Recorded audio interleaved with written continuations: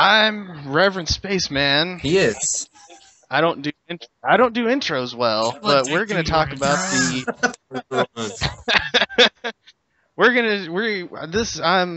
That's Jake because I'm pointing to him. So we're in the same room. We're in a barn right now, actually. We're in a barn, and Jordan, and we're gonna talk about the Childhood's End Syfy trailer. Yeah, because it wasn't even a teaser. It was his little background, I guess. It was a book. Yeah. That I've read most of. Yeah, I've read all of like 3 or 4 times. You need to finish it before this comes out, at least, so we can bitch about how different it is. I'm sure it'll be like the truest adaptation that you can imagine. And it's sci-fi. It's gotta be exact. Yeah. Oh yeah. Well, I will say I was worried when I first heard they were doing this, but then the trailer does make me a little hopeful. I mean, I don't mind them like updating it for modern times, and Charles Dance will be a great Corellan. I don't know anything about the character, but Tywin Lannister. He's not human in this. He's an alien. I don't care. He's just Tywin Lannister for me. He's he's a great actor. I mean, and he does have a nice voice. Like, everybody has heard of Childhood's End. I don't know if people know about your obscure like medieval show. No, you shut your mouth. Everyone knows Game of Thrones. It's they're both based on books, but I mean, Childhood's End is like a cultural phenomenon. Milestone. I mean, Iron Maiden wrote a song about it, so that is true. And so did Pink Floyd, and it was also the basis for Neon Genesis Evangelion. Which everybody knows about. Which Pink Floyd song? Yeah. Childhood's End. I'm playing the Maiden one in my head. It is your favorite Iron Maiden song, Richard. They're the greatest band of all time. You have actually seen them live because of us. It was amazing. I did, yeah. I think it's just more credit to them because we're going to talk about Iron Maiden now. It's just more credit to them that you not really knowing their catalog. We're still very impressed with their live show. Well, maybe much like the way the new Dragon Ball Z movie is going to include the Frieza song, maybe this miniseries will include the Iron Maiden song. If they can get the rights, I don't see Syfy having the budget, but maybe when they were Syfy, when I had credit. Well, I don't know. After they rein in that Sharknado 3 money, they might. That's probably what they're saving up for, to do Childhood's End and get the rights to an Iron Maiden I would song. hope so. And I do like that Syfy is doing science fiction, like real science fiction, not, not just creature features and not fucking horror or, Ghost Whisperer, Ghost Hunters, which is fucking staged. What? Yes. They're staged? That was real. Only the original show was real. All the spin-offs are fake. All the secrets are out now. Oh man, my whole life is changing. This is my childhood end. Your childhood has ended. It has. Because I guess for someone like me, I don't know about Jake. I don't know a whole lot about this, but just from what I've been told and what I saw, it looked pretty cool. So I don't know. Yeah. It's a good perspective to have. Yeah, how you feel about it. Syfy doing it, but from what I've been told and just. Well, I mean, this could be short like little trailer. Looks Sci-Fi pretty promising. Yeah. Like it's gonna be their Mad Bad. Yeah, or they're Mad.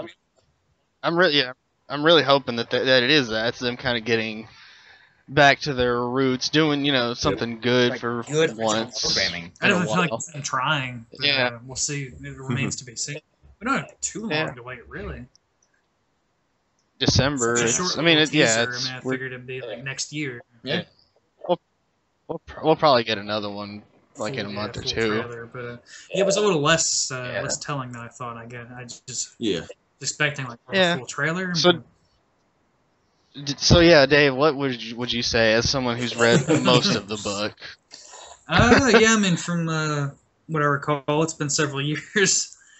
But I mean, it looks like they haven't messed with anything major. It is apparent so far.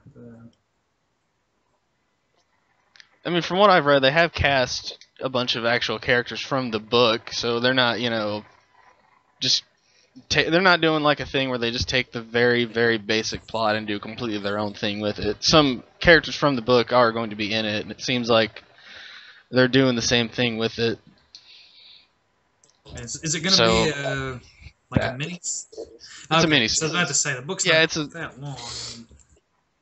Yeah, it's like they said a 3-night event, but I've read 6 episodes, so I guess 3 nights of 2 episodes. Oh, I guess yeah. I guess it's gonna be a 2 hour. You know, that's their evening programming. And I guess like that's probably the best way to go, just so that way you don't like drag it out and. Oh yeah.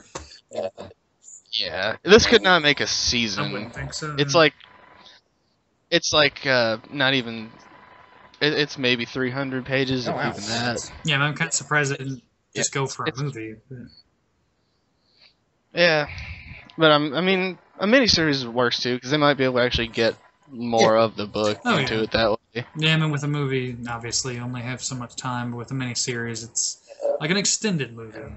Because you are more detailed. And I feel like with a movie too, they'd be more pressured to make it like action-y, and you know, because that's all sci-fi movies are these days.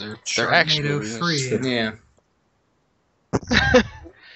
And you know, with the miniseries, they get to take their time with it, and it's not an action-packed story at all.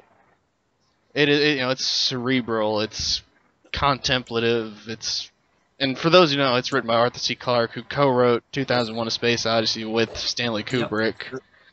So it's a sci-fi classic. He's one of the most respected. Yeah, one of the most respected, if not the top. One of the most big dudes of science fiction writing. I mean, you know, you just use a lot of big words. I don't know what you're talking about. We're telling you how to narrate your own channel, Richard. You're new to the whole YouTube thing. We're trying to steer you in the right direction. Okay, so Arthur C. Clarke, or Arthur Clarke, or Art Clarke, for those who don't like names with more than 3 letters. He make good book in olden times about fiction science. I think you lost me there. Totally on board. Okay, fake, or not fake, false, not real story. Aliens. Okay, I'm following you now. I'm still talking about Avengers? Now I'm lost again. So yeah, I'm optimistic about it. I'll be watching it, and I will probably have some snarky things to say that everyone says it when a book gets adapted. I'm sure Jake had some things to say about Game of Thrones, probably. I will say some things, but I will say though this may be a bit more of a unique situation. I know for me certainly, I've been trying to read more, but I generally just like if it's a movie or something, I'll go read it, or if it's a TV show, you know, I'll go read it after I've seen the show or whatever. This is one of the rare times, like, nature. Yeah, I guess you know you've read something first and you were a big fan of it, and then they're adapting it, right? The other way around. Yeah. So, how's that feel? What, me? Pointing right at you. You can't see me. To actually see something I've read be adapted. It did happen before with Angels and Demons, the Da Vinci Code sequel, which was actually the one that came first in the books, but the movie was awful. They left out a whole lot of very important stuff, and what was left was just a mess. But I'm a little more. Direct a movie. What do you got against Ron Howard? I like to follow. I was getting ready to say that, man. Yeah, I really have nothing against Ron Howard. He did. He was also involved with Arrested Development.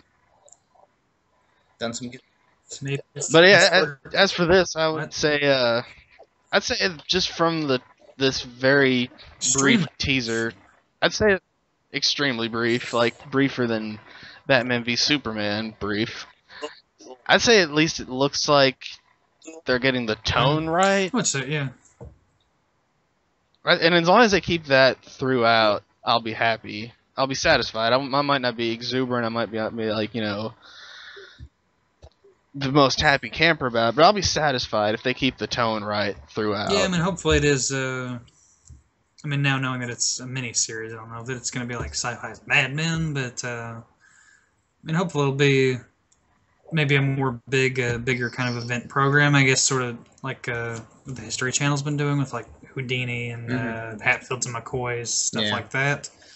Seems maybe the angle they're taking with it, which, I mean, that kind of is the opposite end of the spectrum, I guess. You know, you have the history and then sci-fi, so... Yeah. Which hopefully this will kind of kickstart... I'm hoping, too, like, more so than it being a good adaptation, because whether it is or not, if it's good on its own, it might actually just be good for the Syfy channel. And for those who don't get why I'm calling it Syfy, just look at it. Figured as much. Probably it's not. We've had it's that not conversation before. But yeah. Well, I was telling the audience. Hello, audience. Hey, we're still. Hi. we'll always be here. Come on. This isn't Jerry Springer. It should be if we had him on. Bring him out. Like, what are his opinions on this? Yeah. I'll just book Jerry Springer for us to talk about Childhood's End, the Syfy miniseries.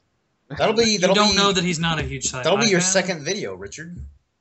Or, I mean, Reverend Spaceman. They can't know your real name. Ruin. This is our same thing. I don't have an audience yet. Show. Crap.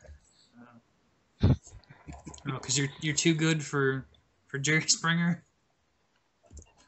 Maybe. I think I can confidently say that yes, I am. But He wants Mario Brothers, man. Jerry. I think in this 12 minutes, I've already produced more sophisticated programming Go that far. than Jerry Springer. Than Jerry Springer, Trell, not Maury. Jerry Seinfeld on the show. Yeah. Jerry O'Connell. Jerry O'Connell, Sherry Bruckheimer, Jerry the Mouse. Jerry the Mouse, Jerry Lewis, Jerry Gergich, Jerry Garcia. Jerry Garcia. Any other Jerrys we can think of? Ben and Jerry's? Ben and Jerry's, whatever that guy's last name is. I don't want Ben, I just want Jerry. I want to say, I feel like I had to say Ben and Jerry, so that way people know which Jerry I'm referring to. Yeah. They would know. They would get it. It's a sophisticated audience. Jerry. This isn't like that Pasty Pale Productions channel. No, not at all. You know, they're a bunch of fools and trolls. Inbred trolls. Hillbillies. But feel free to subscribe to that channel, though. Yes, please do. Please. Yeah.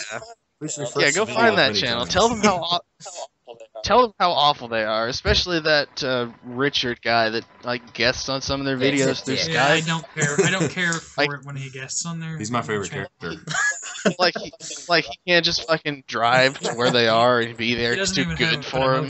Lazy. He doesn't yet. No, it's just like Spider-Man, some kind of pirate, and like Gene Simmons. Peter Chris. Who cares? Okay. Yeah, fair enough. So yeah, I don't. Final thoughts, I guess. I've already kind of said what I think, and Dave has, as someone who hasn't read the entire book. I probably should the two. I will say this. Like, it does look very interesting. Probably mostly interested just because of Charles Dance, aka Tywin Lannister from Game of Thrones. He's involved. Since he's involved, it's like he was also in Dracula Untold. He's done some other things, but I only know him as Tywin Lannister, so I'm like, yes, I would watch it. Just selling yourself short there. You gotta go watch other stuff with him. I know. Yeah, I think it looks pretty cool. So I know. Even with that short, under a minute trailer. Yeah. If I do get some time, I wouldn't mind reading the book before it comes out. So you can borrow from Dave whenever Dave finishes it the day before it comes out. And I'm still trying to finish a lot of books right now. So. Well, I think now you've got incentive to read this one. I've got incentive to read all of them, I guess. No, But this one especially, because this one's getting adapted, so you can be on the bandwagon of people with snarky opinions about it. Dead, I'll probably never read it, but I'll listen to the Iron Maiden song on a loop and get all the information. That we can all get behind, I think. Yeah, I wouldn't object to that either. On a loop with the Pink Floyd song. I'm sure other bands have. That's. And there is an audiobook on Audible. That have written about it. Yeah. Yeah. I think just a quick suggestion here. I think Tywin Lannister should do the audiobook for it. Yes, that man has a fantastic voice. He's no Patrick Stewart or like Christopher Lee, but pretty good though. Yeah. Better than choice. Better than any of ours. I mean, come on. Well, you mean Dave? You're not going to do the Childhood's End audiobook? If they pay me, it'll be the worst selling audiobook of all time. Turn the page. Like, this is terrible. I think he's skipping words too. I feel like half the audiobook would just be you going on about like the Iron Maiden and Pink Floyd. It's kind of like, have you listened to that yet? I would just stop. You should really stop listening to this. Some quick history about these bands. Like this section, this chapter is really boring. It's not important. It's not even going to be in the TV series. I'm just gonna skip to like the halfway point when they actually show themselves. That's what I don't want to get into. Is like just doing my own versions of audiobooks. Like that's what I have to get into. Just tell. It's like I'm gonna read and like summarize this for you, what you need to know. I just kind of skipped to the end. It's really poorly written. Everyone died. That's the end. Don't spoil it, Richard. Whoa.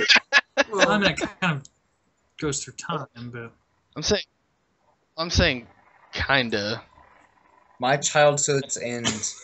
Never ends. Yeah. I think the basic premise of this is that we all die. I don't. I'm immortal. Well, I'm in space right now. Yes. And I'm you know, men of the club. Because we're all in the same room together, obviously.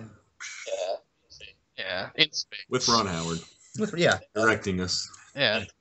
And Ron Howard directs this podcast. And he's baking us cookies as well. We all know that Apollo 13 was shot on location. Just like the moon. That's how he got to the moon. In the bottom. Yeah. Shot on location. Yeah. Ron was like, and that's how the Bible ended. He shot up to the moon. And we can keep doing this forever, but whenever you want to end it. Yeah, I guess we can call that. No, you gotta do it. You gotta do an outro, Richard. We can perfect the outro from before. I'm dying. If I can tell people what we do before, and then you do it. Well, I'm running out of air up here in space. It's like that movie Interstellar. Pretty good movie. I mean, I liked it more than I thought I would, but it would have still been better with another actor besides McConaughey. He was good. I don't think he fit the role as well. You just don't like. Oh, I wouldn't. I don't. You're prejudiced against Texans. Well, that's no secret. But I mean, I will. Yeah. I mean, who's not? Who isn't?